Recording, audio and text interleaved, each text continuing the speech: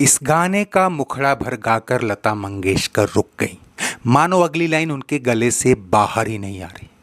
उन्होंने हेडफोन निकाला, केबिन से बाहर आईं और संगीतकार राजेश रोशन से कहा, राजेश मुझसे नहीं हो पाएगा, या तो गाने के बोल बदलो या फिर मुझे।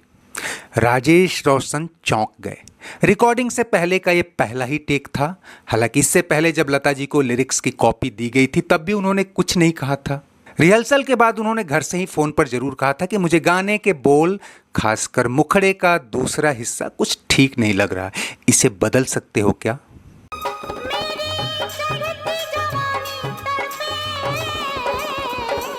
पहले तो समझाने पर मान गई थी, लेकिन अब रिकॉर्डिंग के पहले ही टेक में अचानक ये रौद्र रूप। लता ने साफ कहा, राजेश ये लाइनें अश्लील हैं, मुझे ऐसे बोल शोभा नहीं देते, प्लीज तुम किसी और से गवा लो।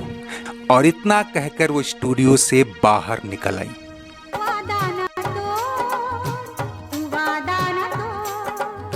राजेश रोशन तो पहले उन्हें बाहर जाते देखते रहे।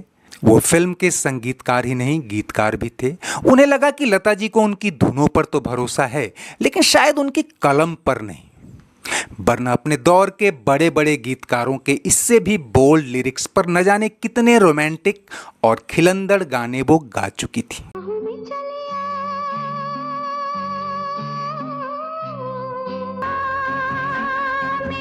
ये हुस्न जवां जवां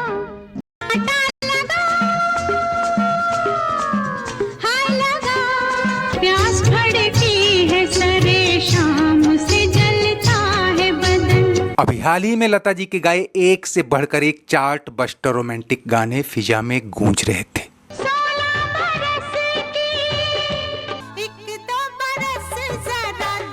लेकिन इन गानों पर तो उन्होंने ऐतराज नहीं जताया था। फिर इसे एक लाइन से ऐसा क्या हो गया? वो लता जी से बहस करने की हालत में नहीं थे, लेकिन फिर भी एक बार और उन्हें मनाने के लिए खुद भी स्टूडियो से बाहर आ गए।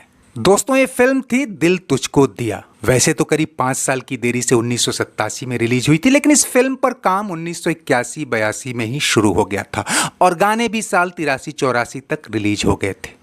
फिल्म के निर्माता निर्देशक राकेश कुमार थे, जो पहले ही मिस्टर नटवरलाल और याराना जैसी ब्लॉकबस्टर फिल्में दे चुके थे। लेकिन साल 1981 में लव स्टोरी और एक दूजे के लिए जैसी रोमांटिक म्यूजिकल हिट्स के बाद इसी जॉनर को भुनाने के लिए उन्होंने ये फिल्म शुरू की थी। हीरो के रूप में love story fame Kumar Gaurav को लिया गया था, जबकि हीरोइन फिल्म एक दूजे के लिए से युवा दिलों की सनसनी बन चुकी रति अग्निहोत्री को।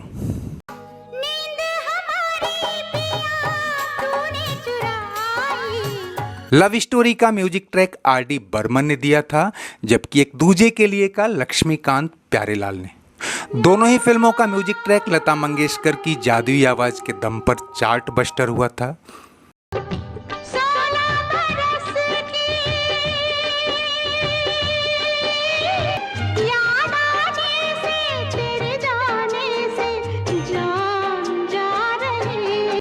हालांकि इन दोनों फिल्मों में लता के अलावा एक और कॉमन नाम गीतकार आनंद बख्शी थे, जो बीते 2 दशकों से रोमांटिक और रसीले गीतों की दुनिया के बेताज बादशाह बने हुए थे।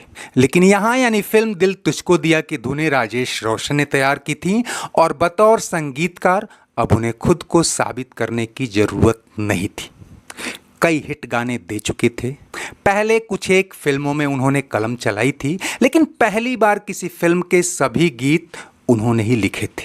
ऐसे में लता जी शुरू से ही उनके गीतों, खासकर इस गीत को शक की नज़र से देख रही थी और इसी एक लाइन को तो उन्होंने अश्लील तक कह डाला।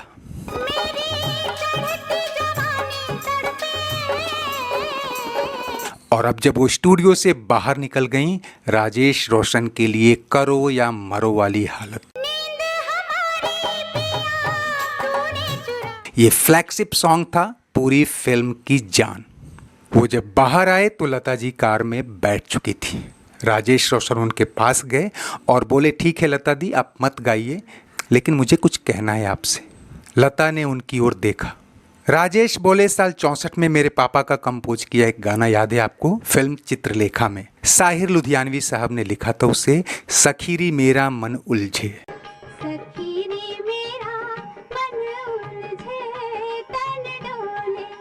लता जी को गाना याद आया और भी कई गाने गाए थे उसमें, और ये कल्ट क्लासिक फिल्म थी। राजेश रोशन के पिता रोशन की बनाई धुनों पर लता मंगेशकर ने न जाने कितने सुपरहिट गाने गाए थे। फिर वो इसे एक गाने की बात क्यों कर रहे हैं? राजेश रोशन ने कहा कि लता दी उस गाने के बोल भी ठीक मेरे इस गाने जैसे थे, और सच पूछें तो शब्दों को छोड़ दें तो पूरा भाव वही है। क्या वो गाना अश्लील था? यही ना कि उसे साहिर साहब ने लिखा था, इसे मैंने।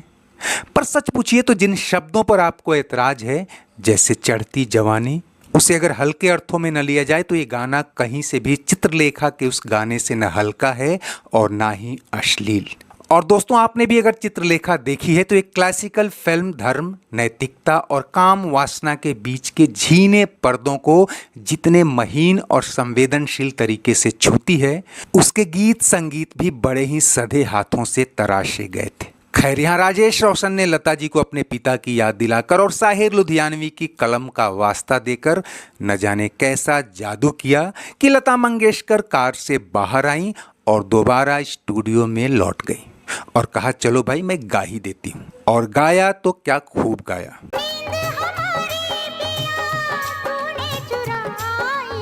और दोस्तों, जैसा कि बताया कि फिल्म में देरी हुई, लेकिन उसका म्यूजिक ट्रैक काफी पहले बाजार में आ गया और एक गाना इतना पॉपुलर हुआ कि फिल्म आते आते बजट का एक हिस्सा तो कैसेट की बिक्री से ही वसूल हो चुका। हालांकि फिल्म ने बॉक्स ऑफिस पर न कोई धमाल किया और नहीं, और जानकारों की माने तो इसमें इसकी डिलेड रिलीज बड़ी वजह थी, क्योंकि इस बीच इसी तरह की कई फिल्में आ गई थीं और खुद हीरो हीरोइन का क्रेज भी ढल चुका था। लेकिन आपको जानकर हैरानी होगी कि इस एक गाने की पॉपुलैरिटी तब इतनी थी कि एक Hollywood film eternal sunshine of the spotless mind में इस गाने का इस्तेमाल किया गया था।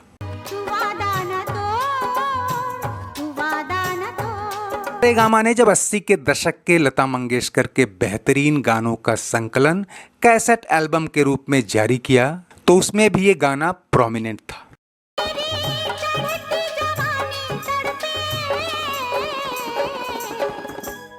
और दोस्तों, ये भी कम दिलचस्प नहीं कि लता जी ने पहले भी कई गाने अश्लील या अशालीन कहकर ठुकरा चुकी थीं।